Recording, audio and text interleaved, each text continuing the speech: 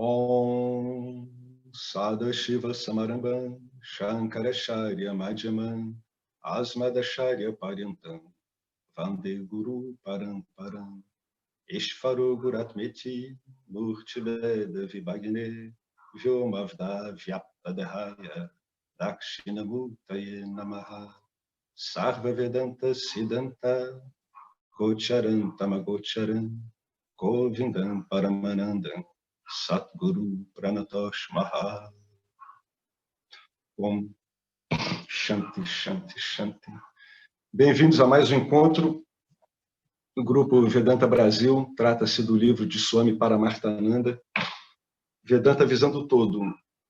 É um sobrevoo muito importante que o Swami dá, procurando integrar, esses vários aspectos do Vedanta que a gente vê espalhados em algumas escrituras. O Paramarthananda está mostrando uma visão integrada e por que eles se organizam desse jeito. Como vocês se lembram, a gente terminou na última aula, no último encontro, esse tópico aqui, o Dharma e a ordem natural da vida.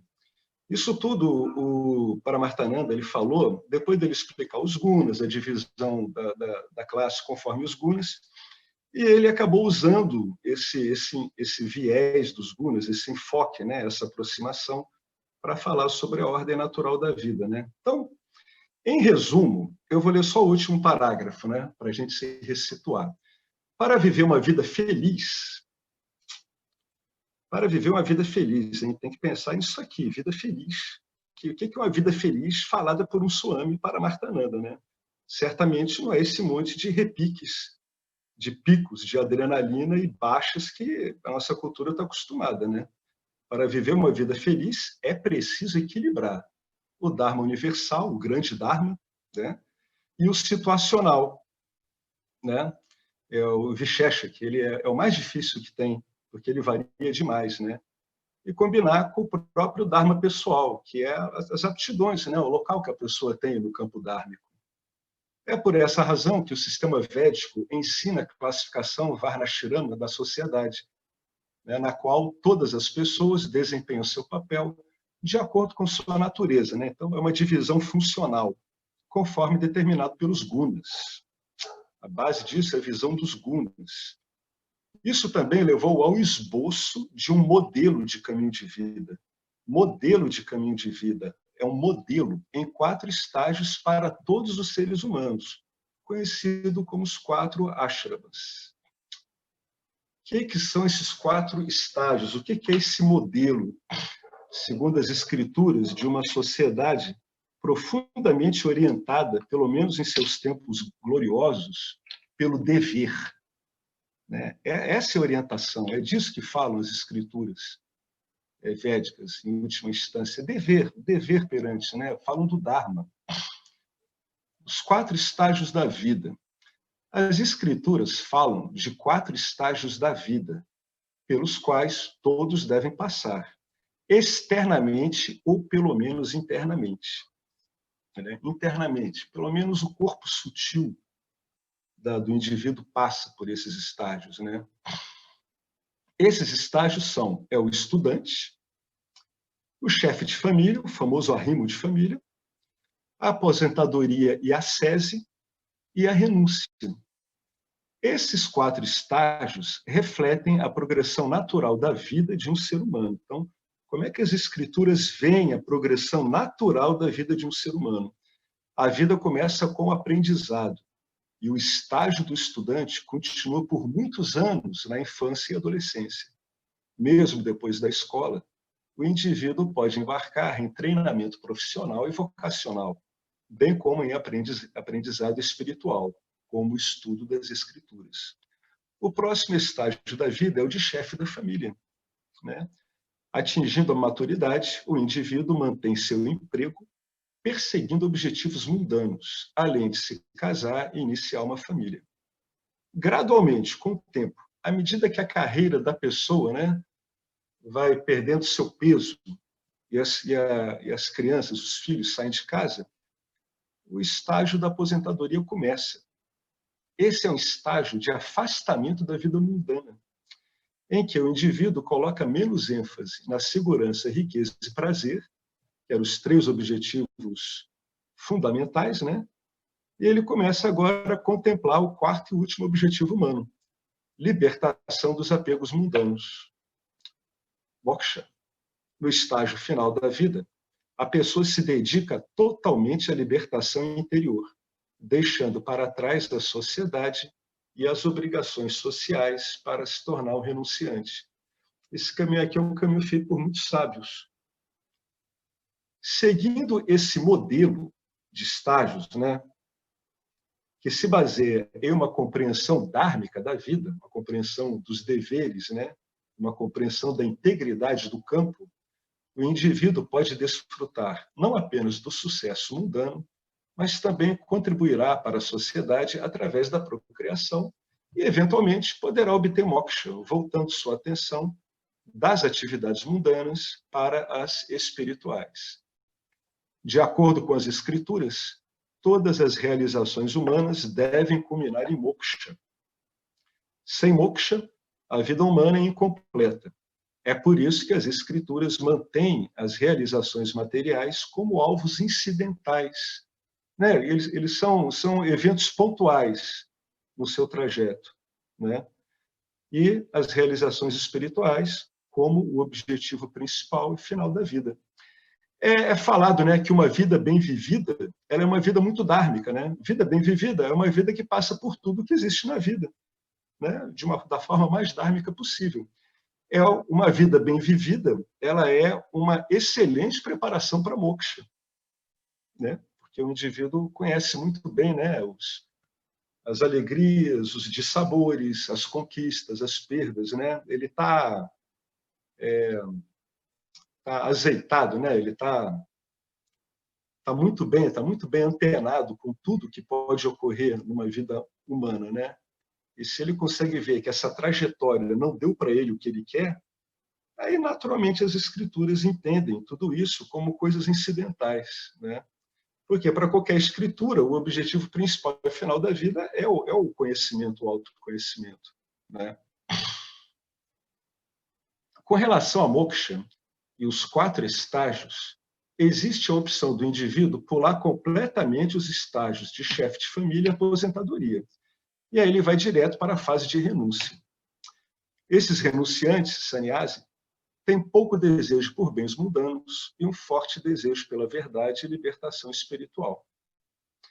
Surge, porém, a questão de como o moksha deve ser alcançado, né? Para isso, o Vedanta descreve uma disciplina tríplice, uma sadhana tríplice, que levará a pessoa à libertação. Claro que, evidentemente, se ela consegue assimilar esse conhecimento face à experiência e à vida cotidiana dela. É isso que ela está fazendo, ela está apanhando esse conhecimento todo e está comparando com a experiência ordinária da vida dela. Qual é essa disciplina tríplice? É o Karma Yoga, o Upasana Yoga e a Jnana Yoga. Repare que ele não comentou de Bhakti, ele não fez nenhuma diferenciação dessa. Ele falou Karma Yoga, Upasana Yoga e Jnana Yoga. As 3. Todas as 3 são importantes e necessárias para todas as pessoas. Assim como você não pode pular nenhum degrau ao subir uma escada, não podemos pular nenhum passo se quisermos alcançar confortavelmente nosso objetivo. Portanto, é necessário conhecer, entender, e é necessário praticar todas as 3 yogas para alcançar moksha.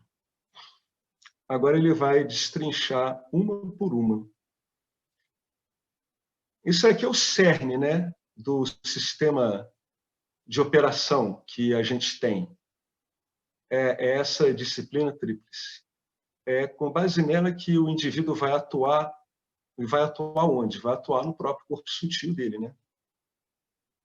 Esse é que é o campo onde se atua, onde tudo isso aqui atua de um modo muito intenso.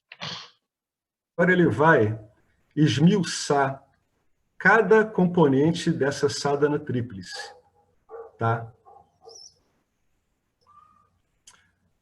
Então vamos lá, ele começa. Karma Yoga. Karma é uma palavra sânscrita que significa simplesmente ação. No contexto do Karma Yoga, karma significa ação adequada e yoga significa atitude adequada.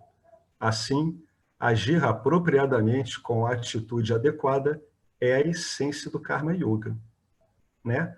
Agir apropriadamente com a atitude adequada é a essência do Karma Yoga. Para entender o Karma Yoga, é útil considerar primeiro a natureza da ação e depois refletir sobre a atitude com que essa ação é realizada. Então, como é que ele vai entrar nisso?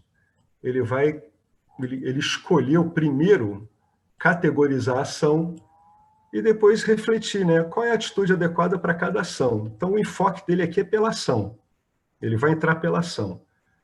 Como é que ele vai categorizar, né, de um modo muito amplo a ação? Ele vai categorizar ela dividindo em três aspectos, né?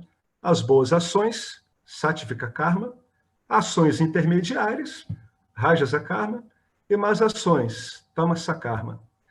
Essa divisão está baseada no alinhamento dessas ações com os 3 gunas e nos efeitos e influências que elas exercem sobre o indivíduo. Então, de novo aqui, você vê que ele está usando para apoiar essas categorias de ação, ele está avaliando elas com base em gunas, né? Então, ele está usando um denominador aqui que se encontra muito. Os gunas são muito úteis, porque eles, além de explicar a estrutura, eles também ajudam a entender a dinâmica associada à estrutura, né? E levando em conta que eles se combinam entre si em variadas proporções. Então, as boas ações, né? A primeira categoria de ação é conhecida como Sattvika Karma. Essas ações não visam gerar riqueza material, não visam gerar fama, não visam gerar fortuna e nem posição social, mas contribuem para o crescimento interno do indivíduo. Seus benefícios são sutis, permitindo-nos cultivar a mente pacífica e satífica necessária para a discriminação nos estágios posteriores do Vedanta. Só que um detalhe, o Karma Yoga, ele é um sistema formidável no sentido de eliminar o conflito do indivíduo com o meio, porque ele reposiciona o indivíduo, ele desfaz a impressão que o indivíduo tem dele mesmo, ele questiona a base de raciocínio do indivíduo, né? Qual é o posicionamento do indivíduo diante de um campo, né? Porque se o seu posicionamento diante do campo é que o campo deva servir a você, é evidente que você vai entrar em conflito, né? Então, para que a investigação no futuro ela dê um bom resultado, você tem que estar em relativa paz com o campo, porque as vasanas que dão problema são muito fortes, né? São muito viciantes e possuem uma inércia muito grande. Então, se você tem essas vasanas e ainda está em conflito com o campo, a dificuldade para a investigação, ou seja, ver que a vasana ela é simplesmente você alimentando aquilo ali, é muito difícil você conseguir se separar das vasanas, se há muito conflito, né? Então, o Karma Yoga ele é um redutor de conflito formidável, que é fundamental, né? Como ele está dizendo, ó, uma mente pacífica e satífica é necessária para a discriminação, né? Nos estágios posteriores, quando a gente entra fundamentalmente no Gnana. Bom, formalmente, com referência ao Sattvika Karma, as escrituras recomendam 5 ações sagradas. Tá? Isso aqui é uma orientação formal, né? É o que a gente chama de prescrição formal. Primeiro, culto ao divino. O Lorde, né, pode ser adorado de qualquer forma, sob qualquer forma. Esse culto pode assumir a forma de oração, recitar o nome do Lorde, que é japa, estudar os ensinamentos das Escrituras, visitar templos e lugares sagrados, fornecer oferendas ou doar nosso tempo e energia a uma causa nobre. culto aos nossos pais. Se você cultua os seus pais, por pior que eles tenham sido, você vai entrar em paz com o que ainda resta deles em você. Isso é fundamental, né? Porque a gente espelha muito do que a gente puxou dos pais. Então é preciso que essa visão dos pais, não obstante o que eles possam ter sido, seja uma visão límpida, clara e de agradecimento, né? Amorosa. No coração de cada uma dessas ações, há um sentimento de gratidão. Nós expressamos gratidão pelo que nos foi dado à medida que contribuímos para a criação. Esta segunda ação sagrada significa respeitar e cuidar de nossos pais e idosos. É necessário atenção incondicional e respeito por nossos pais, como demonstrado no épico Ramayana, em que Rama oferece prostrações diárias a seu pai, mesmo o pai dele sendo responsável pelo exílio dele, né? Que favoreceu uma série de desgraças. Então, isso aqui, em termos de conflito, elimina conflitos de hierarquia. Olha que interessante, né? Você, na medida em que você refaz a visão que você tem dos seus pais, você elimina conflitos residuais que você tem de hierarquia. Por que isso é importante? A gente vai ver um pouco à frente, né? Para você assimilar o conhecimento do Vedanta, você tem que fazer um posicionamento hierárquico, pelo menos provisório, para ver se funciona. O culto às escrituras. Isso significa estudo regular dos ensinamentos e reflexão sobre os seus significados. O outro é o serviço à humanidade. Todos os tipos de serviço social entram nessa categoria, como ajudar em casas de repouso e abrigos, doar para bancos de alimentos, ajudar idosos e doentes e assim por diante. 5. Serviço a todos os outros seres vivos. Essa ação envolve os serviços a seres não humanos, tais como animais, plantas, florestas e o mundo natural em geral. Significa respeitar toda a vida e não permitir crueldade e sofrimento para com os animais em prol de nossos próprios apetites e caprichos. A natureza é delicadamente equilibrada e deve ser reverenciada e protegida. Todas essas ações contribuem para uma mente pura e satívica, qualificando o buscador para moksha.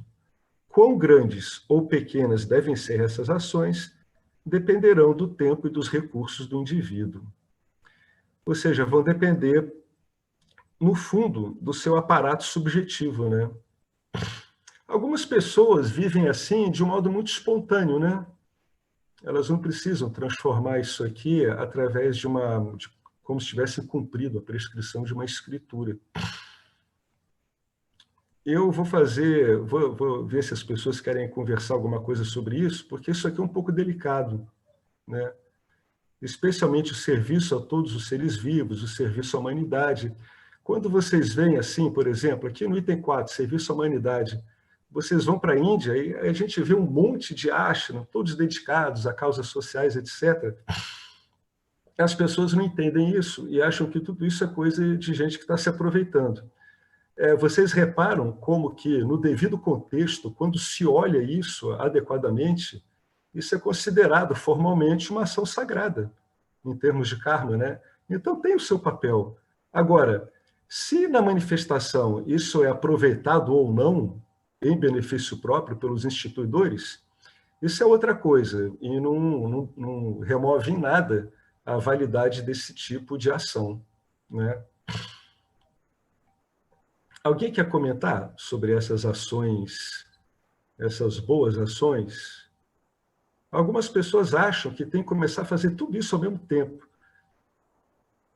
Outras vão devagar, né? E isso, o que eu noto é que à medida que o indivíduo ele vai avançando no Vedanta, esse tipo de ação sagrada ele fica muito espontâneo, né? Não importa a visão subjetiva que você tem em relação a esses 5 itens, né? Mas é claro que a gente tem que relevar muitas coisas, né? A gente está em outra cultura, né? Então, talvez as culturas da gente não comportem algumas coisas aqui. Vocês querem comentar alguma coisa sobre essa essas 5 ações sagradas? Gostaria de comentar um detalhe. Tem aspectos muito delicados aqui, muito delicados mesmo. Né? Gostaria de comentar, Alex, ali o item 3 eu achei bem O significativo. Eduardo está falando? Tá bom. É o item 3 ali que eu achei bem significativo, principalmente para mim, que estudo muito as escrituras, né? Esse Brahma Yajna, né? No capítulo 18, verso 70, se não me engano, do Gita, a Krishna vai dizer que aquele que estuda, Swadhyaya, né? Também é um outro termo que se usa para dizer Brahma Yajna, é Swadhyaya. Então ele vai dizer que aquele que estuda esse diálogo sagrado está fazendo um yajna na forma de Gyana. Então, acho que esse item 3 aqui já é uma abertura para a Gnana, né? Ah, sim, com certeza. O estudo e a reflexão das obras sagradas, né? Com certeza. O que eu vejo aqui nisso tudo é que a gente faz cortes, né? A gente bota em etapas, né? Isso aqui são ações sagradas, tudo. Mas a gente nota que essas ações elas vão abrindo caminho para outras coisas, né? Você estuda as escrituras, então você vai se acostumando, né? Com a investigação, com o modo como as escrituras são colocadas. Isso lá na frente vai impactar, né, positivamente o Gnana Yoga, com certeza. Né? É verdade, é isso mesmo. Né? Como se fosse uma espécie de preparação. Né? Alguém quer fazer mais algum comentário sobre isso? Diga, Henrique. Opa.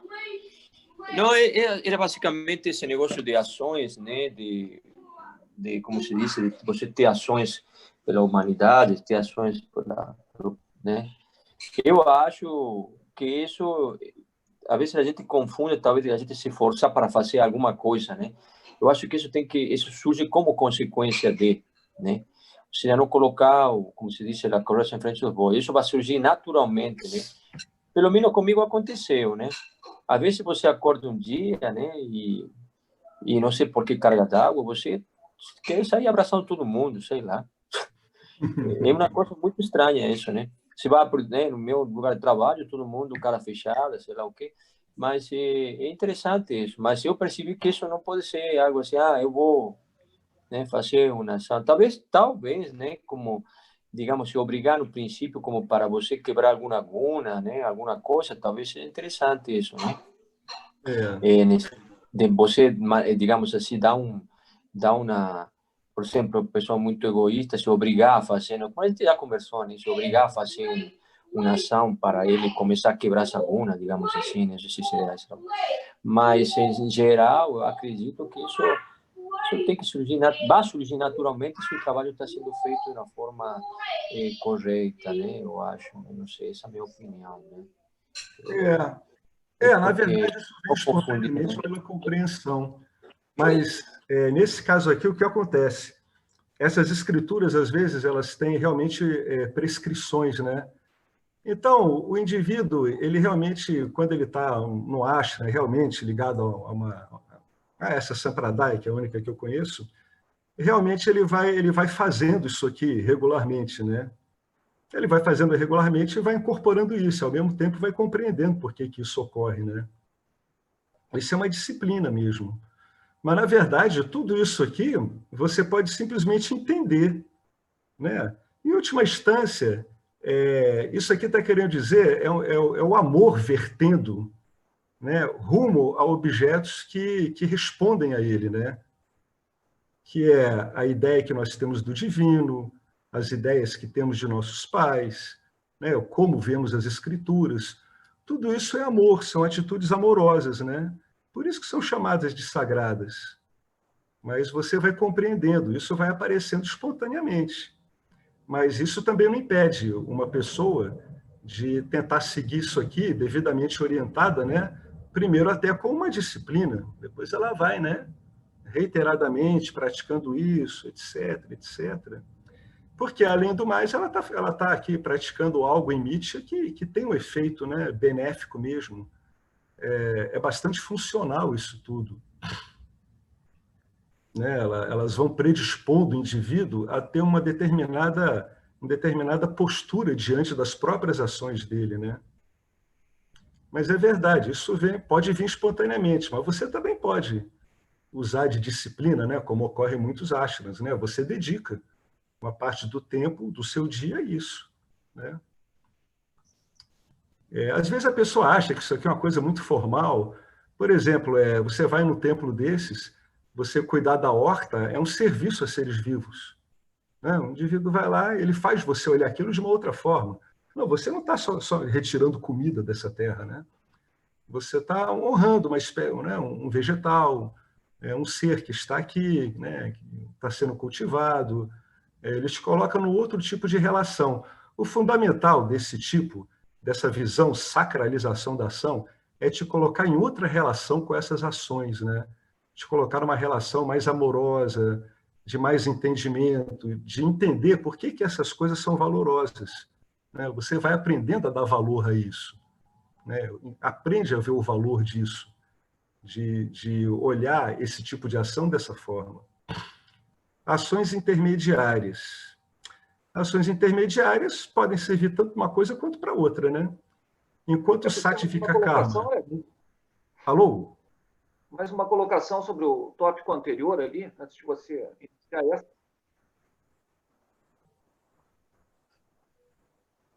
Sobre o tópico anterior ali, é possível? Claro. Sim. No item 5 ali, a palavra Buddha, ela tem uma tradução mais literal, assim, de tornar-se. E no capítulo 5 do Bhagavad Gita, o verso 7, se não me engano, assim de cabeça, Krishna vai dizer Sarva Bhutatma Nalipyate. Traduzindo, ele vai dizer aquele que viu o seu eu se tornando o eu de todos os seres, e todos os seres se tornando o seu eu, não é manchado, Nalipyate, quando realiza qualquer ação. Eu acho muito significativo. Eu acho que esse item 5 tem origem nessa passagem do Gita, que é o verso 7 do capítulo 5. Para quem gosta de estudar assim, mais detalhadamente, né? Essa passagem do Gita aí, o que ela está mostrando? Ela está mostrando o resultado final do Jnana Yoga, né?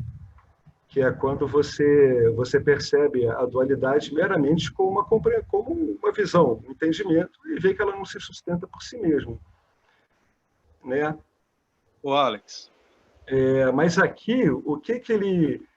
Na verdade, você sabe como eu tenho visto essas coisas ultimamente? Quando ocorre a liberação dessas vássanas muito pesadas, esse modo de atuar ele vai ficando espontâneo, né? Então, naturalmente, se ocorre liberação, o indivíduo vê tudo como ele. Então, é natural que ele vá tratar tudo como ele. Ele vai tratar tudo de uma outra forma, né? Mas esse que você falou, desse capítulo do Gita, seria a culminação do Jnana Yoga, né? Seria o fim. O capítulo 5 é sobre Karma Yoga ainda. Mas é uma culminação do Karma, é uma culminação do Karma Yoga, onde Krishna vai mostrar como tu não te macula mais com as ações. Tu tem as ações de forma imaculada, vendo o teu ser em todos os seres, essa unicidade. Né? Como Sarvam Kalvidam Brahman, com certeza tudo é Brahman, do Chandiliya Vidya, do Chandor de Upanishad também, né? Que é Saguna Brahman ainda, sabe? Não é um Brahman Nirguna. É Saguna Brahman como uma totalidade, que você faz parte dessa totalidade. Então, o teu Karma Yoga Nalipyate, não é manchado, não é contaminado. Você tem ele não é manchado porque a sua identidade já está no local certo. Entende? Então, você é a carta. Por isso que a sua ação não mancha. Porque quando ocorre esse ponto aí, mesmo mencionado nesse capítulo que você falou, isso é a culminação do Jnana Yoga. Então, a sua identidade agora, ela ficou Satyan, total. Então, como a sua identidade ela é Satyan, você não se macula por ação nenhuma, né? Mas esse não macular decorre da sua identidade no lugar certo, né? Aqui, ele está colocando isso aqui como uma prescrição, né? É como se estivesse invertendo o caminho natural, né? Da coisa, né? É uma prescrição, é considerada uma ação sagrada, escritural, principalmente porque isso é verdade, né? O que você citou na escritura, quando o indivíduo acaba vendo tudo como ele, é natural que ele trate tudo bem também, né? Seres vivos, plantas, coisas, né? Seres não humanos, seres humanos, mundo natural em geral, mundo natural não é só os semoventes, né? São os rios, são as pedras, né? São as pradarias, são, né, os litorais, tudo. Quando você vê tudo isso aí como você, naturalmente você começa a ter esse tipo de ação, né? Que é uma ação gentil, né? Você não vai atacar você mesmo, né? Mas é verdade, é interessante esse comentário que você fez, né? A ação dele está imaculada porque ele viu que finalmente ele é a carta, ele não é um fazedor mesmo, né? Ele está, a gente diz assim que ele está livre das gunas, ele está livre da identificação com as gunas, né? Então realmente ele não está maculado pelas ações, ele entende que as ações são performadas pelas gunas, em cima, né, de objetos, etc., também montados por gunas. É como se fosse um sistemão, né? Mas muito bom, bom comentário. Então, vamos ver. Oi. Posso falar uma coisa rapidinho? Pode. Primeiro, só rapidamente desse ponto que o Eduardo trouxe, que o Krishna, ele, embora nas passagens do Gita, nas divisões que a gente entende que está falando de Karma Yoga, ele trabalha muito, primeiramente, assim, apontamentos finais, né? Daí depois ele vai meio que aterrando para Arjuna, e depois ele fica oscilando. Mas um outro ponto que eu queria comentar, dessa progressão em estágios, né, nisso que você colocou como uma coisa formal e tal, mas a maneira que a gente tem como ver isso de uma forma mais universalizada, entendendo como que o Karma Yoga e o Upasana Yoga, eles se apoiam mutuamente, e o Upasana Yoga como um estágio intermediário para sutilização mental, para que o indivíduo entre no Jnana Yoga. E aí entra aquela progressão em estágios, né, de Shravana, Manana, Nididhyasana. E aí, o Upasana Yoga a gente pode sintetizar com coisas, embora tenha muitos elementos dentro de uma tradição tal, o Ramana, ele resumiu muito bem sobre o que seria uma disciplina assim suficiente, quando ele falava assim, comer moderadamente, falar moderadamente e dormir moderadamente, né?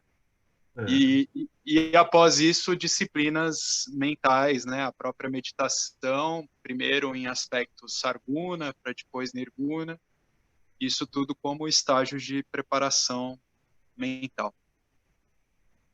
É isso. Beleza.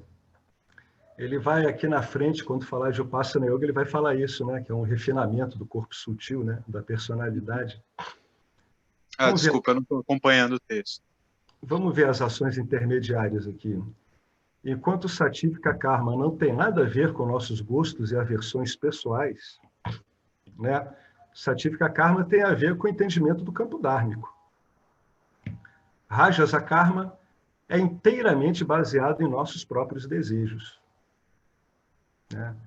Então, o posicionamento frente a ações carregadas com um guna ou com outro é muito diferente. As escrituras permitem ações motivadas por desejos e, de fato, fornecem muitos rituais para o cumprimento desses desejos, porque na história védica existem inúmeros desejos dármicos, né? Ações baseadas no desejo contribuem para o nosso bem-estar material, mas a sua contribuição para o nosso crescimento espiritual é mínima. Crescimento espiritual, o que ele está dizendo aqui, é tendo como meta última moksha, né?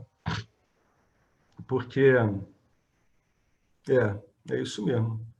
Porque você pode ter um grande desejo, né, de você querer ir para esses lokas, né, superiores, etc. Mas uma vez que isso esgota, você tem que voltar aqui e reajustar os ponteiros e reajustar a sua orientação, né?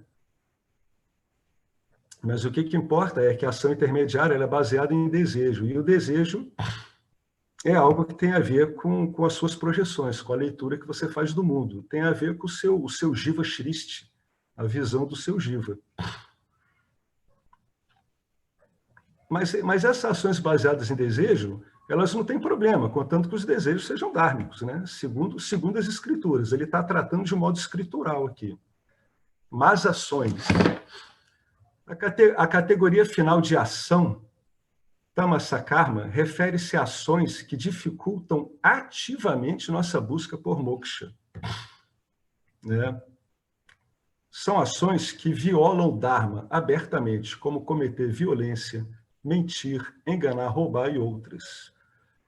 Tais ações, inevitavelmente, têm consequências negativas para o indivíduo que as pratica, bem como para os outros e para a sociedade em geral. Aumentar karma satífica, reduzir karma rajásica e evitar karma tamásica deve ser o objetivo de todos os que buscam a libertação. Né? Bom, em última instância, ele está falando isso aqui para apresentar o próximo tópico. Com base nisso, ele vai dizer qual é a atitude do Karma Yoga. E aqui a gente vai ver por que o Karma Yoga ele reduz muito o seu conflito com o meio, o que é fundamental para você ir sativizando a sua mente. Oi. Alex, só aproveitar antes de você passar para isso, eu me lembrei que o Arlindo, às vezes, ele fala daquela mentira branca, né? Eu achei interessante onde encaixaria aí, porque, de repente, ele fala, às vezes você vai contar uma mentira branca para evitar aquela pessoa ficar mais surtada lá, mais incomodada, mais raivosa, né? Tem como você dar uma pincelada nisso aí?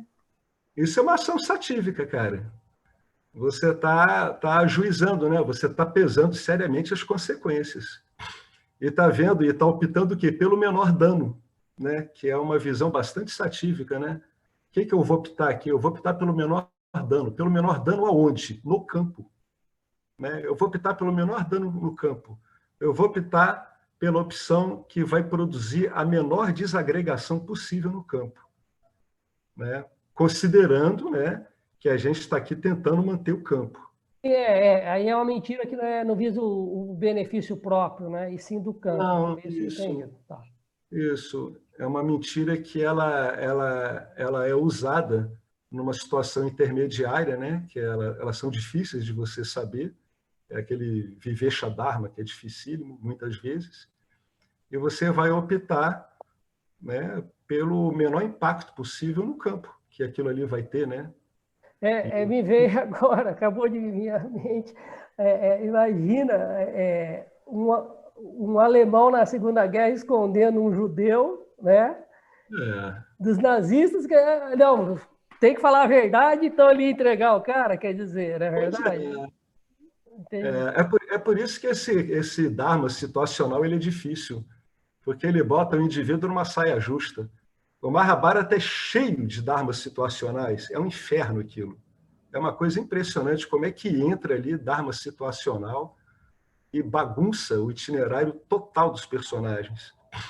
Né? Porque o dharma situacional é uma coisa muito difícil de avaliar mesmo. Né? É muito bom senso, muito juízo, muito desapego para o indivíduo lidar com o dharma situacional. Né? E muitas pessoas não têm jeito mesmo para lidar com isso. É uma coisa que tem que ser desenvolvida. Bom. Vocês querem um exemplo prático disso? Eu vou dar um exemplo pessoal. Quem é mais próximo aí sabe que eu perdi minha mãe agora muito recentemente, né? E eu fiquei acompanhando ela até o final, durante mais de 2 semanas no hospital com ela. Uma das coisas que minha mãe falou antes de vir a notícia de um câncer em metástase, antes dela saber de qualquer coisa, que ela não queria nem saber, assim, se ela soubesse que era um câncer, acho que ela não ia aguentar, não sei o quê. Não, ela falava, até nem falava a palavra, ela falava, se for aquilo, eu não quero saber se é aquela coisa horrível, eu prefiro morrer, tal. Uhum. E aí veio a notícia, e eu fiquei por mais de 15 dias com a mente muito tranquila, mentindo para minha mãe, mobilizando toda a equipe médica para que jamais fosse falado esse termo. Então, esse é um exemplo bem, né, próximo aí para também trazer para perto aqui. Exatamente. A gente está ponderando sempre a não violência, né, e a verdade, né? Então, se eu falasse, aquilo seria muito violento. né? Exatamente. Se um médico falasse, aquilo seria muito violento, então eu procurei poupar também ela nesse sentido.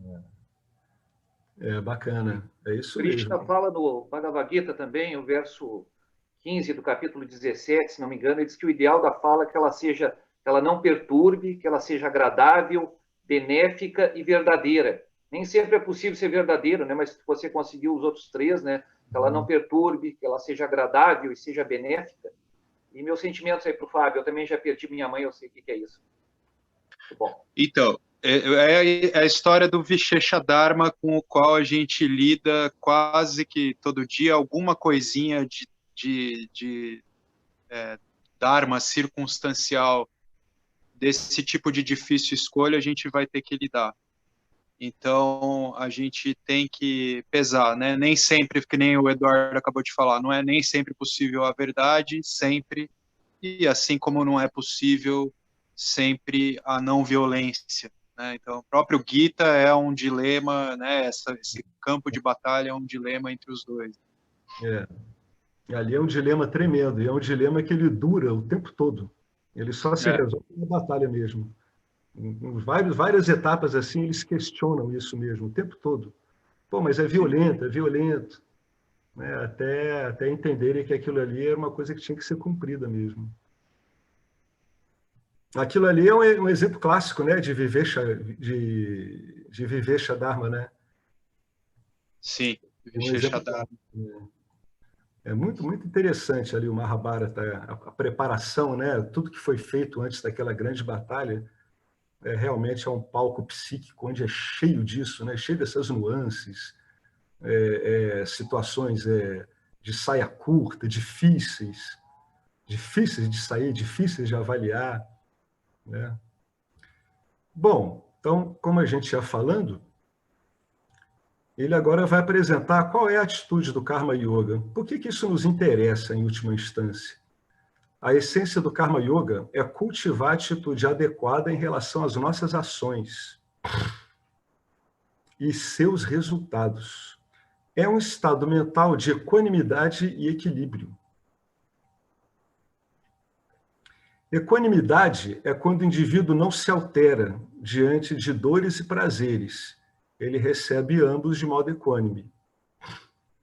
E equilíbrio é quando ele não fica agarrado nas vássanas dele, né? Ele tem o suficiente desapego para poder avaliar e fazer o discernimento adequado.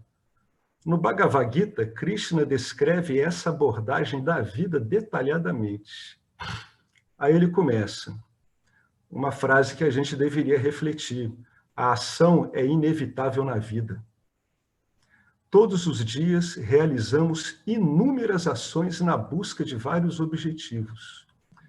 Mas, em vez de se envolver emocionalmente nessas ações, que seriam ações motivadas por desejo, e ficar ansioso pelos resultados, o Karma Yoga nos permite ver que os resultados dessas ações são determinados por fatores fora do nosso controle.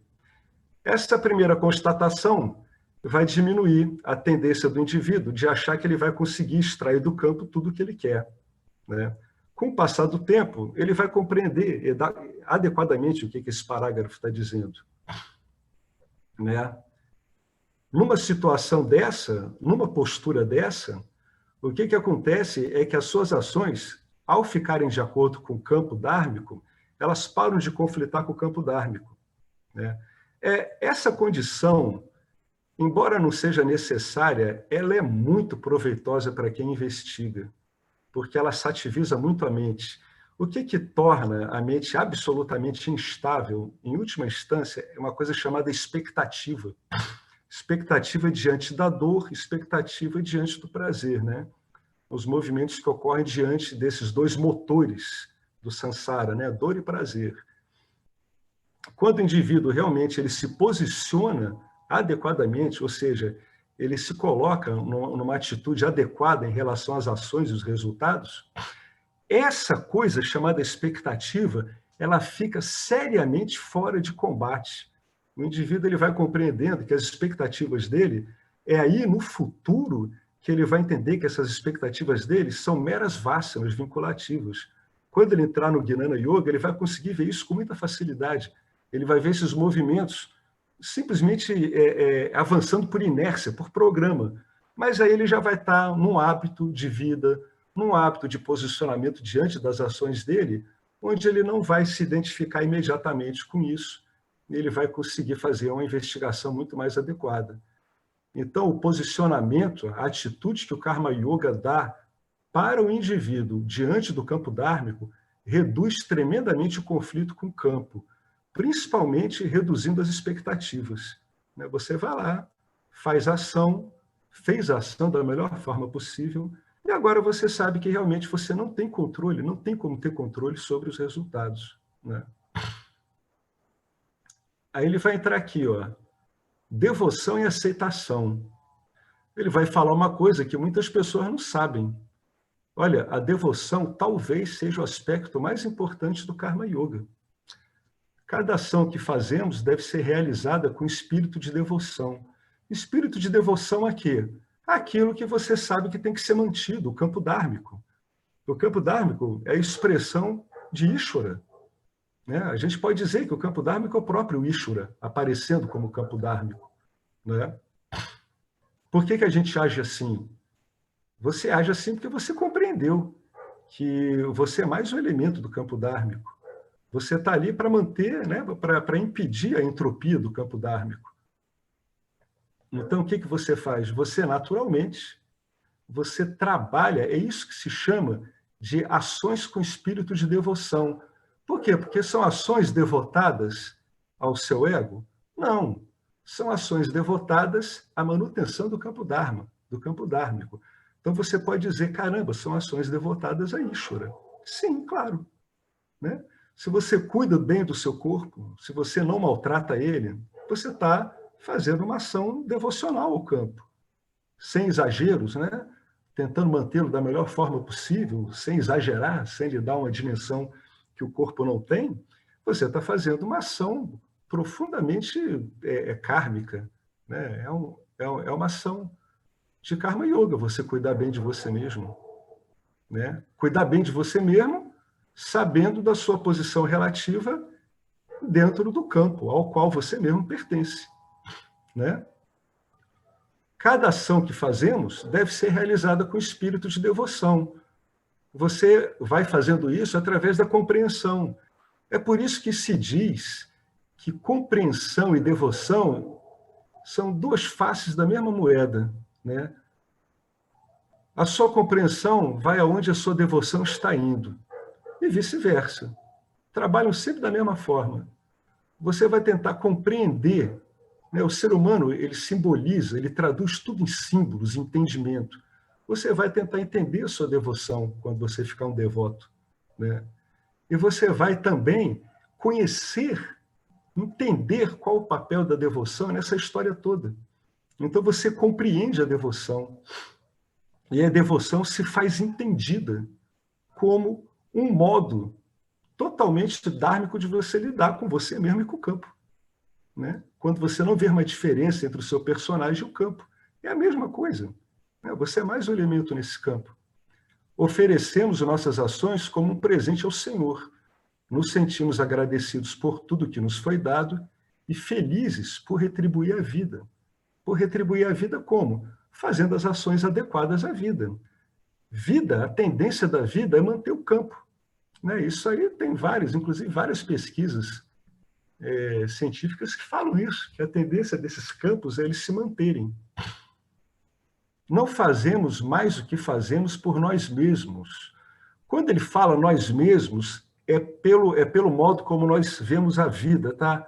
Esse nós mesmos é aquele Jiva Shristi, é aquele mundo do Jiva, no qual o indivíduo está sempre procurando satisfazer o ego dele, seja dando prazer ao ego ou afastando o ego de dor. Então, não fazemos mais o que fazemos por aquela compreensão anterior, que aquilo era uma compreensão também. É uma compreensão também. Eu sou o centro do mundo. Isso é uma compreensão. Ela é equivocada, mas também é uma compreensão. Isso foi modificado. Você faz o que você faz agora, com esse novo entendimento, como uma bênção para a força que nos criou para a força que nos nutre e que sustenta. Em vez de viver de maneira gananciosa e extrativa, a gente vive com a mentalidade expansiva e contributiva. Nosso foco não é mais o que podemos obter da vida, mas o que podemos devolver à vida. O importante é o que você dá à vida, não o que você obtém dela. Viver dessa maneira, com humildade e devoção, acalma e purifica automaticamente a mente. Olha um outro componente do Karma Yoga, que ele pura e simplesmente também trabalha tremendamente na expectativa do indivíduo. Que o indivíduo com expectativa é que ele está querendo receber alguma coisa. Não tem outro jeito. Né? Pode ter um truque aí, né? O indivíduo pode fazer uma ação, isso é uma projeção muito delicada, né? Que ocorre em vários santos, por exemplo, né? Que não são realizados. O indivíduo ele faz uma ação para o campo dármico como uma oferenda, mas ela espera que ele tenha resultado, que essa ação tenha resultado no campo dármico, entendeu? Então, nesse ponto, isso não é uma ação com uma devoção total, né? Porque a devoção total, você sabe que os frutos não têm como vir de você, você não tem controle nenhum sobre os frutos. E isso não impede você de agir, porque você está bem posicionado agora diante desse campo dármico, né? Então, só tem que ter cuidado com isso. O indivíduo ele entrega alguma coisa para o campo dármico, mas, no fundo, ele está certo que aquilo é o melhor que o campo dármico pode receber da parte dele. E, muitas vezes, a pessoa se decepciona, né? Ela vê que não é assim, né? Que o campo dármico não recebeu aquilo como ela achava, né? Então, tem que ter um pouco de cuidado com isso, né? É muito delicado esse tipo de projeção aqui, né? É muito comum em santos não realizados, né? Pessoas santificadas, tudo, mas que não ficaram, né, numa compreensão dual. O segundo passo do Karma Yoga é reconhecer que os resultados de nossas ações estão fora do nosso controle. Como Krishna afirma no Gita, a gente tem o direito de agir, enquanto nós nos vemos como kartas, né? como fazedores. Mas não temos o direito aos resultados dessas ações, porque quem tem direito a como vai lidar com essas ações é o local onde as ações ocorrem, que é o campo dármico. Local, entre aspas, né? Pode ser local. Os resultados são determinados não por nós, mas pelo Lorde no campo do Dharma. Por Ishvara, né? Imagina, né, uma boa analogia para ver esse tipo de atuação do campo dármico, é você imaginar uma matriz de N linhas, N colunas e com N dimensões se resolvendo a cada instante. Então, é muito complicado você conseguir entender isso aqui, né? É um tipo de resultado que está completamente fora. Muitos resultados estão fora da capacidade de entendimento do ser humano, né? Pelo menos enquanto ele está vivendo associado, né, a um corpo sutil, a um corpo físico, e lidando com essa aparente restrição aqui, né, que a gente entende como dualidade, né? Reconhecendo isso, relaxamos. Por quê? Porque não temos mais expectativa. Olha que maravilha, olha que coisa incrível que o Karma Yoga faz. Então, mesmo que a coisa inicialmente não passe pelo seu pescoço, pela sua goela, você vai lá e oferece a ação ao campo, porque a coisa feita assim, ela é feita de um modo correto, né? E muitas vezes isso é um truque que se faz em Maya, que é mesmo quando você não compreende exatamente o que uma escritura está dizendo, você vai lá e você insiste um pouco. Você vai lá e faz aquilo, vai fazendo. Eu já vi muita orientação assim, vai fazendo, vai fazendo, vai fazendo. Vai fazendo que você vai vendo. É uma coisa que vai aparecendo, né? A gente, no começo, enquanto a compreensão não vem, olha que interessante, ó. Tudo isso aqui são práticas, são modos de entendimento que vão ser assimilados pela vida da pessoa, no caso dela estar se vendo como um karta, né? Porque a gente está falando de karma, né? Por isso que ele escreve aqui, Reconhecendo isso, relaxamos e nos esforçamos para aceitar o resultado, bom ou mal, como uma praçada, né? Um presente divino. Quando a praçade é boa, é mais fácil aceitar o resultado.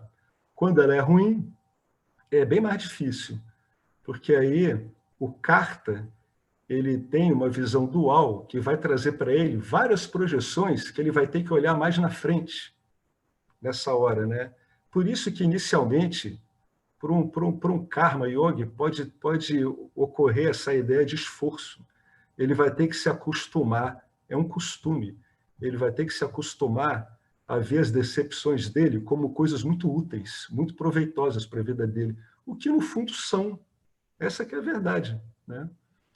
Em vez de julgar e resistir ao que vem à nossa frente, reconhecemos que, mesmo que os resultados não sejam o que poderíamos ter pretendido ou desejado, há forças maiores em ação e em todas as coisas há bênçãos ocultas, né? É uma orientação. Você vê que não está claro para o indivíduo, né? Então ele se esforça. Quando a compreensão ela se estabelece, não tem mais esse esforço de você aceitar o resultado. O resultado é esse, ponto final, né? Na compreensão você não se vê mais como um Karta, né? Você entende, é aquilo que o Eduardo falou um pouco ali, mais anteriormente, né? Você não está maculado pela ação no campo. Então, mesmo que essa ação, mesmo que esse resultado não lhe pareça bom, você não está maculado por ele. Isso que quer dizer isso. Você vê uma coisa que não te agrada, você não está maculado por ele. Tá bom, não me agrada, é uma preferência minha, mas o campo resolve assim. Ou então você recebe uma coisa muito boa, né? Você também não se macula com aquilo, né? Você não fica enlevado por aquela coisa. Você acha bacana tudo, mas você sabe que aquilo ali é um resultado que foi te dado pelo campo, né? Então, além das suas ações, tem uma infinidade de fatores naquela matriz que eu falei que é inconcebível, né? Isso aqui é muito interessante. Olha, eu queria encerrar aqui. Por que, em última instância, né, o cara tem que se fixar no Karma Yoga? Ele vai falar qual é o benefício do Karma Yoga. Olha como o Karma Yoga ela é vista nessa Sampradaya. Ó. O Karma Yoga é a disciplina primordial para todos os que buscam moksha. O Karma Yoga deve formar, deve embasar o estilo de vida daquele que busca moksha. Ao realizar as ações certas, com a atitude correta, que é a atitude de devoção e aceitação, nossa mente se torna pura, equilibrada e refinada. Não somos mais impotentes e pressionados por nossos desejos e medos. E, em vez disso, realizamos as ações certas com mentalidade nobre. Você realiza ações certas sem ser levado por medos e desejos. Aí é aquilo que eu falei um pouquinho anteriormente. Ó. O Karma Yoga também neutraliza a ansiedade que sentimos pelos resultados de nossas ações e dissipa a depressão, o desespero e a resistência que poderíamos encontrar quando apresentássemos resultados menos favoráveis. Consequentemente, experienciamos menos estresse, muito mais tranquilidade. O Karma Yogi, ele vai oscilando cada vez menos. Ele oscila menos, né? Cada vez ele trabalha com menos expectativa, então é claro que ele oscila menos, né? Se ele recebe o que ele quer, ele não oscila tanto. Se ele não recebe aquilo que ele queria, ele também não oscila. Então, você experiencia muito menos estresse e mais tranquilidade. De muitas maneiras, o Karma Yoga, baseado na compreensão simples de como a vida realmente funciona, é o antídoto para o estresse e as tensões da vida. Isso que ele falou aqui, às vezes, pode dar uma má interpretação, né? De muitas maneiras, o Karma Yoga, baseado na compreensão simples de como a vida realmente funciona. Olha, dizer como a vida funciona através de palavras e realmente saber como ela funciona é impossível. Não tem como, né? Então, o que a gente pode saber? A gente pode saber o que é apresentado aqui. É uma descrição, né, apresentada conscientemente para o estudante. O estudante sabe o que ele está recebendo. ele questiona, ele reflete no que ele está recebendo, né? Ele bota em prática o que ele está recebendo.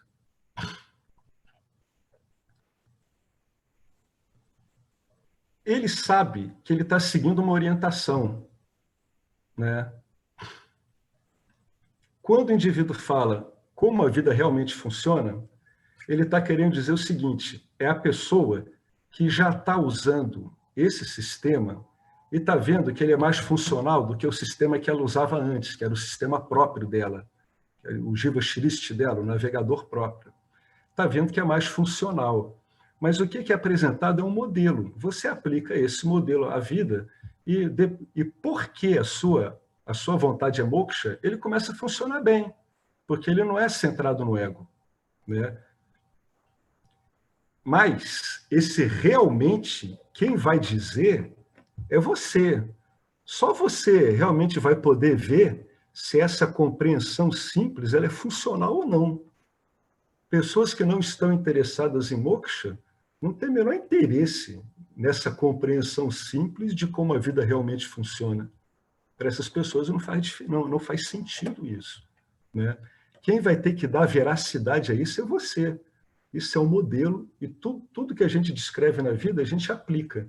Algumas coisas têm uma correspondência boa com a fenomenologia, embora não consigam descrever a fenomenologia. O fenomênico ele é impossível de ser descrito. Você consegue ângulos em torno do fenomênico, mas não descrevê-lo. Isso a filosofia já sabe há milhares de anos, né? A filosofia de vários locais já sabe disso. Então, quem vai ter que realmente chancelar isso é você, né?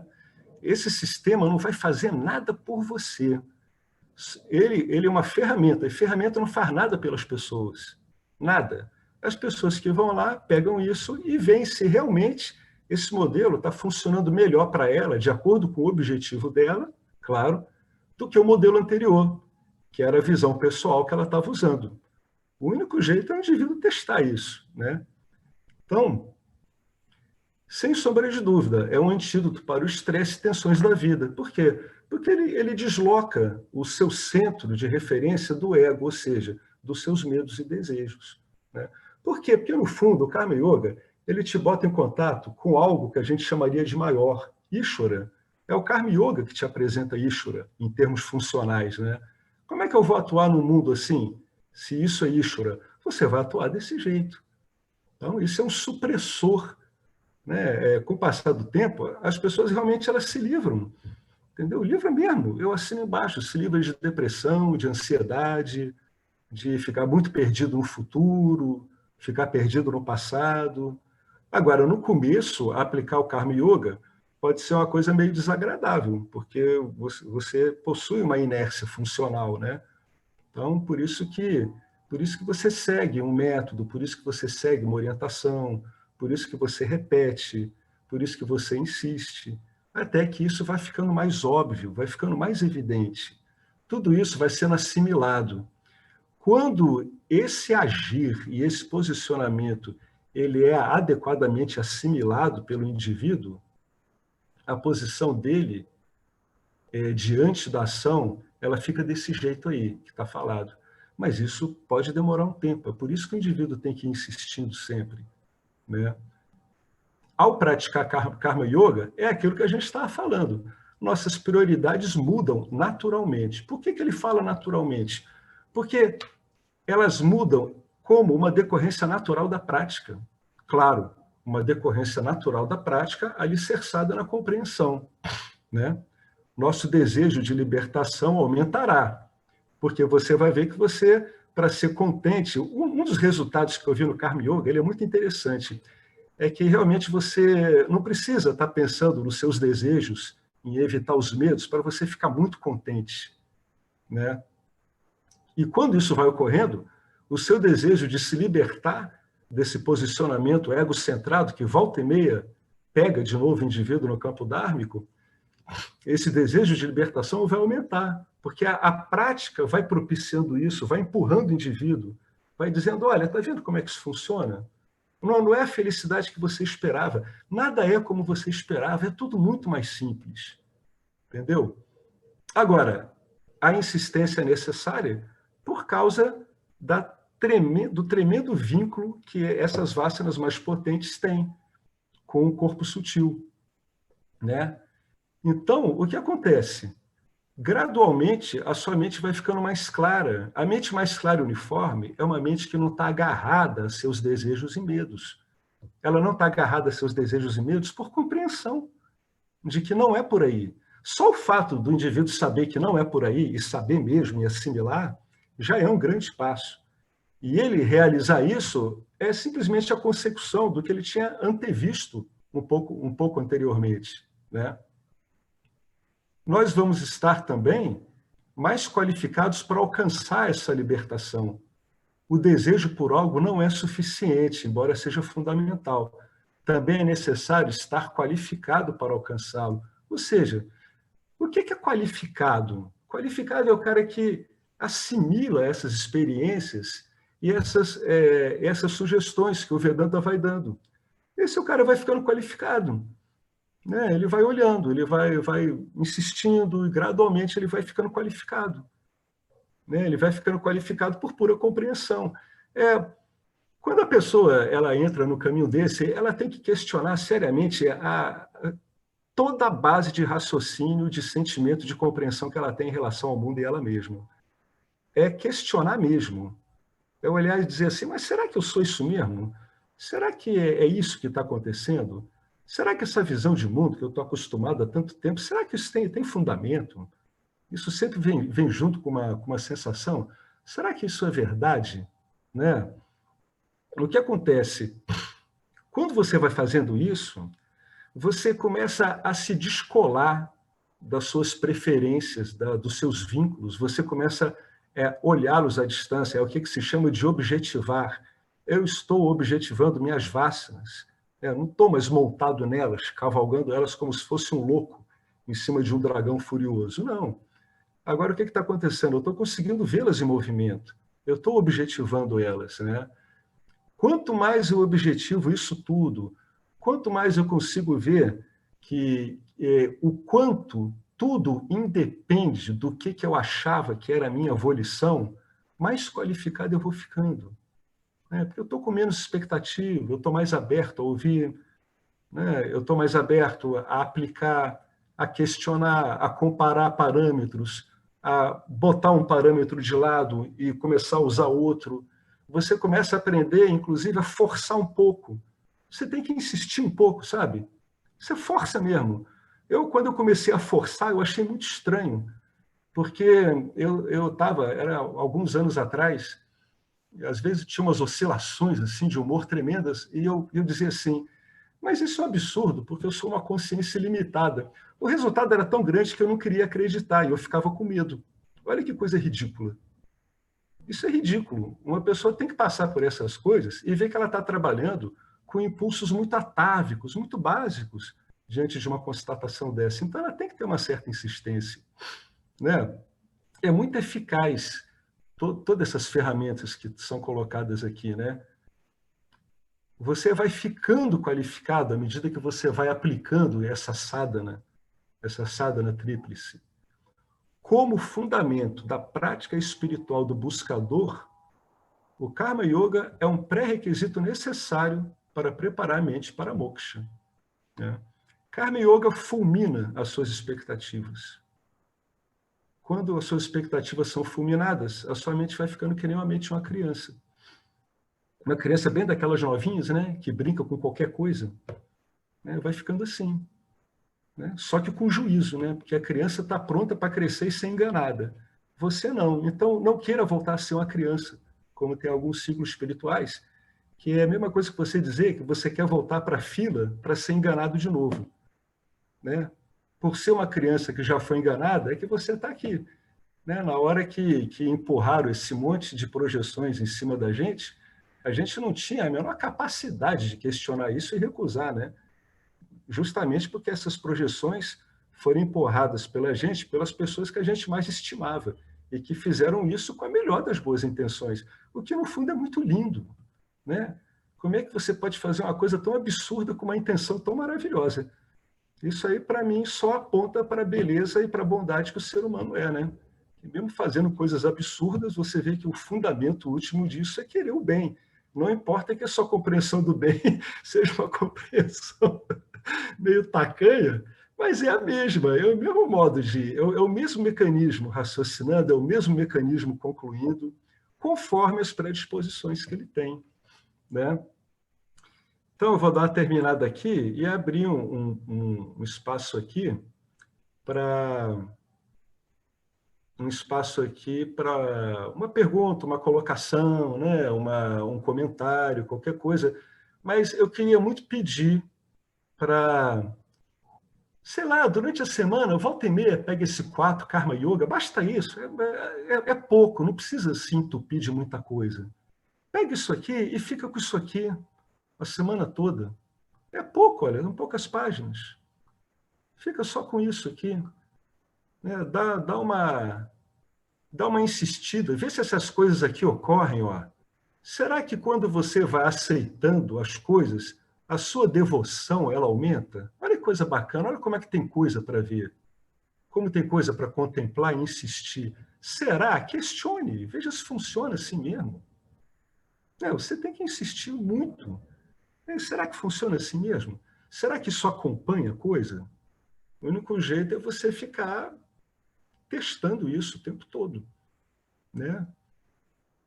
Leva com você esse pequeno textinho aqui do Paramarthananda sobre o Karma Yoga, que ele é muito bem, né, composto, como tudo, né, pelo Paramarthananda, que tem uma mente extremamente organizada, né?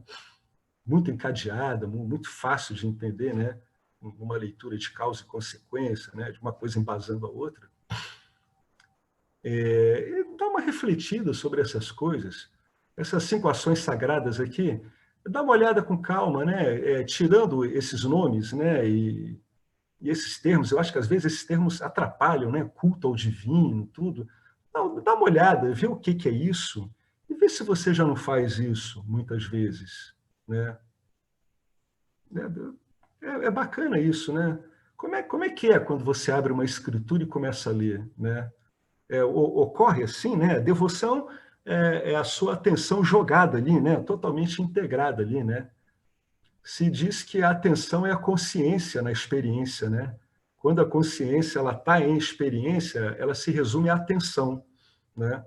E devoção é onde a sua atenção está, né? Quando você abre uma escritura e você lê, a sua atenção está lá mesmo? Se ela não está, como é que ela oscila, né? E no dia seguinte que você fez a mesma coisa, o resultado foi o mesmo? Fica se pesquisando com isso aqui. Afinal de contas, o Paramarthananda escreveu isso aqui, para isso mesmo, para você ficar se pesquisando com isso aqui, né? Mesmo que a gente não tenha essas prescrições assim de um modo tão rígido como seria no ashram tradicional indiano mesmo, vale a pena ir passando isso e vendo se realmente a gente está fazendo isso, né? Serviço a todos os seres vivos, né? Talvez você comece a regar sua planta olhando de um modo totalmente diferente, comer a sua comida de um modo totalmente diferente, né? A gente vai vivendo e vai contemplando as coisas que a gente vai lendo, em tudo que a gente vai fazendo. Em qualquer lugar, gente, no banheiro, na privada, comprando coisas, conversando com o verdureiro, olhando para pessoas que gostamos, que não gostamos. Você vai vivendo essa sua vida ordinária e vai levando isso aqui tudo com você, né? E é engraçado que as coisas vêm, né? Você está numa situação assim, aí uma hora você olha e você vê, caramba, isso está me lembrando aquela parte do texto que eu li. É bem interessante. Se torne um pesquisador de você mesmo, vá se acostumando com isso, né?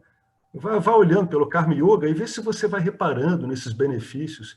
Se você não reparar logo, não tem problema, insista. Né? Insista tremendamente, entendeu? É uma insistência. Não esqueça que você vai ter que insistir porque você está lidando com um sistema que possui uma forte inércia, né? O sistema não está querendo te sacanear, não. O sistema é assim, é só isso. Né? O sistema não está brigando com ninguém, né? Ele é assim, ele tem componentes altamente inerciais, né? E essas resistências que a gente sente são inerentes. Então, alguém quer falar alguma coisa sobre isso? Isso aqui é muito bacana, é muito importante isso aqui. Né? Gostaria de dar um comentário, Alex.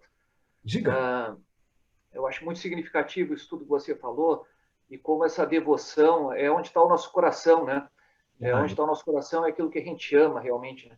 E Krishna fala também no Bhagavad Gita, ali no capítulo 5, verso 10, que quando a gente age sem apego, dedicando todas as ações a Brahman, a gente é como a flor de lótus, que não é maculado, que não é molhado.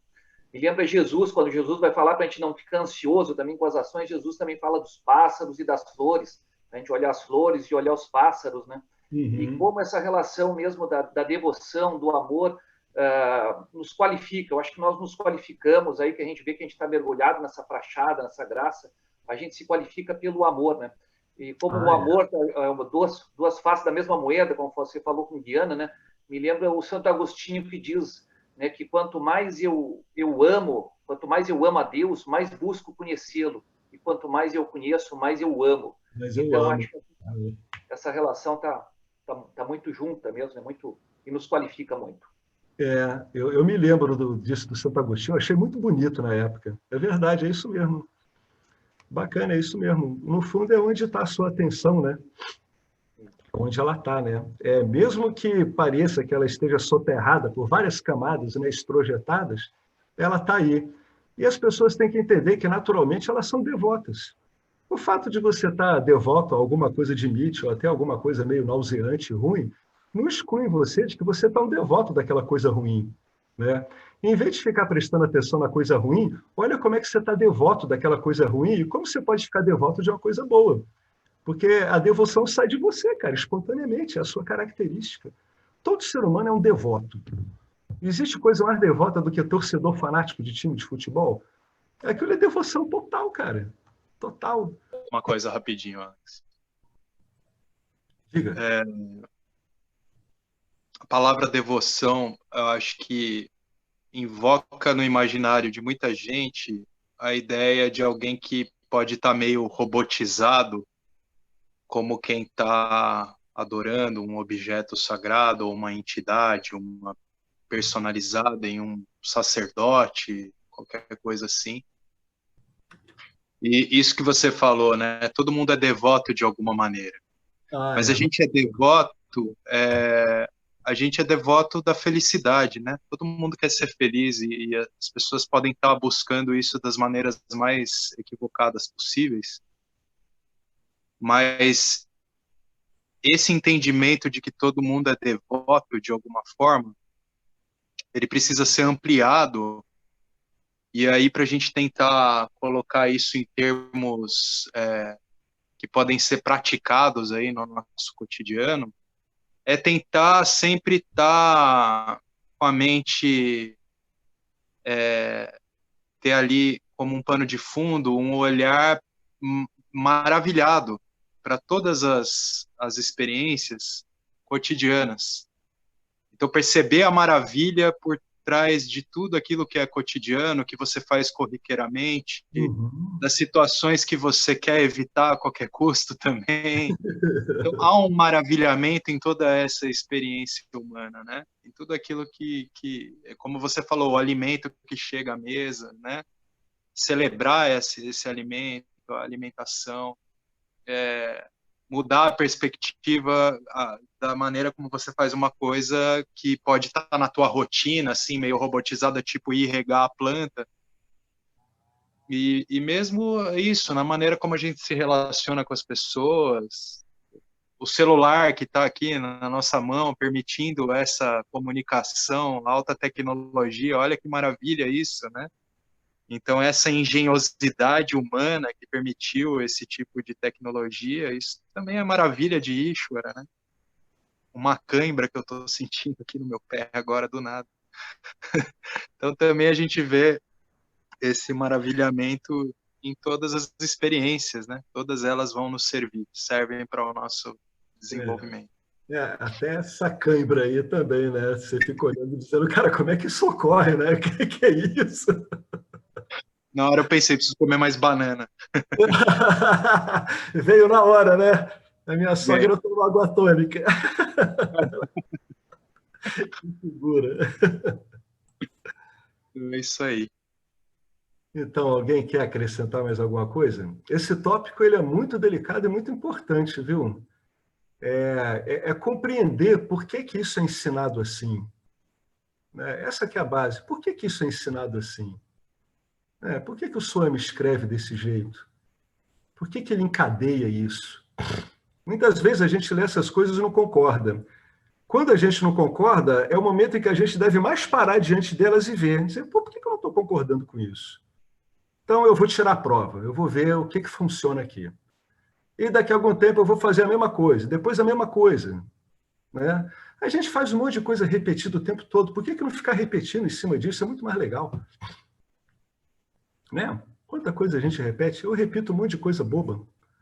Muito mais bacana você ficar repetindo aqui, usando isso para você ficar se estudando. Né? Como é que é esse corpo sutil aí? Como é que ele funciona? Você que tem que conhecer seu corpo sutil, olha só. Você tem que conhecer o campo e o conhecedor do campo. Você não tem como escapar disso. O seu corpo sutil faz parte do campo, você tem que conhecê-lo. Na verdade, você conhece o campo através do seu corpo sutil. Você tem que conhecer o seu corpo sutil muito bem. Tem que saber como é que ele funciona, e sem brigar com ele, né?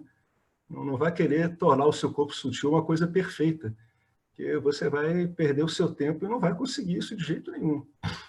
Né? Então, tem que saber dosar essas coisas. Né? Nunca pode perder de vista o objetivo final. Nunca, nunca, nunca, nunca. Qual o contexto onde tudo isso está inserido.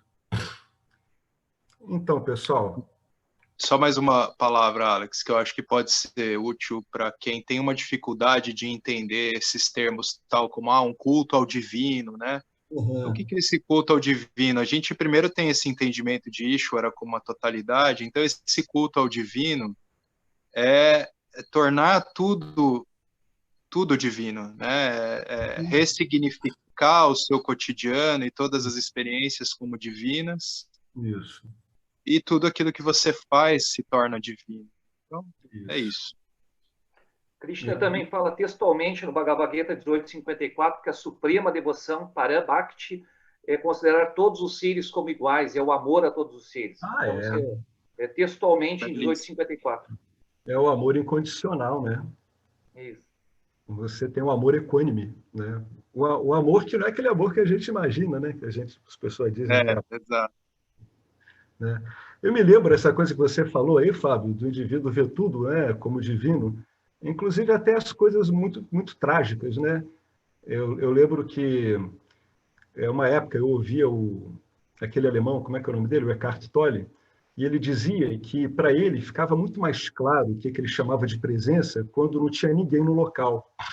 Então, quando eu fui ler o Paramartananda, eu entendi, eu vi, caramba, ele está pegando pelo aspecto de existência. Né? Um objeto inanimado para ele passa, comunica para ele a existência que ele é. Na verdade, é ele consegue se refletir ali. Né? Ele disse que, quando ele esteve no campo de extermínio visitando, na Polônia, um daqueles, ele reparou a mesma coisa lá. Né? Ele viu essa, aí ele chamou de sacralização, né? Embora ele tenha comentado que isso não dá para entender, né? Não daria para você levar para um grupo e conversar sobre isso, assim, um grupo que não tivesse muito interessado nisso, porque isso ia ser entendido de um modo meio profano, sei lá. Mas isso puxava muito por ele. Então, quando ele esteve num local que era totalmente vazio, ele viu a mesma coisa lá, né? Não importando o que já ocorreu ali naquele local, isso não tirava aquele pano de fundo, né? Que a gente chamaria provisoriamente de divindade, né? De absoluto. Bacana, né? Muito bom. Não tem escuridão que não possa ser iluminada pela luz do ser, né? Tudo... No fundo, está tudo iluminado, né? Por isso que essa linguagem de dizer que é tudo... o fulano é iluminado, tudo não é adequado, né? Porque até pô, vai gravar isso, né, Marcelo? Mas eu vou falar, até um monte de merda é uma coisa iluminada, né? Como é que tu vai saber disso, né? A escuridão é a coisa mais iluminada do mundo, né? Então, tudo é iluminado, cara. Qualquer coisa é iluminada. Iluminada por quê? Né? Pela luz do mundo, de que falava Jesus, né? Jesus, vós sois a luz do mundo, ponto final. Entendeu? Não, não entendi. Então tá bom. Então agora tem um monte de brinquedos para você usar, para mexer com os brinquedos que você está usando, que não está te deixando entender esse óbvio. Vamos dar brinquedos que vão anular os seus brinquedos que dificultam você de ver o que você é. Você brincou muito com coisas que dão muito tiro em você mesmo, né? Então fica difícil. Então vai te dar um outro set. No fundo é isso, o Vedanta é um outro set. Mas é um set, é isso que algumas pessoas não entendem. É um set oferecido conscientemente. Né? Ninguém é obrigado a agarrar nada. Né? Ele é oferecido conscientemente. Ó, faz um test drive aí. Só que você vai precisar de um tempinho, né, para fazer esse test drive e ver a eficácia dele. Né? Beleza, então, gente. Vamos encerrar? Om Purnamada Purnamidam Purna Purnamudachyate Purnasya Purnamadaya Purnameva Vasishyate. Om Shanti Shanti Shanti. Muito obrigado a Ishvara, muito obrigado a essa Sampradaya, muito obrigado aos professores, a essa linhagem toda que está desembocando aqui no Brasil com o professor Arlindo. Gratidão imensa a isso tudo e muito obrigado a todos nós. E valeu, Adam. Fica sempre aquele comentário ali sobre a doação, né? Se você acha que está sendo beneficiado e pode doar, por que não, né? Se não puder doar, não doe, né? Porque eu cobri um santo para descobrir outro, também não adianta nada, né? Espera um santo estar com cobertor suficiente, né? Falou, gente.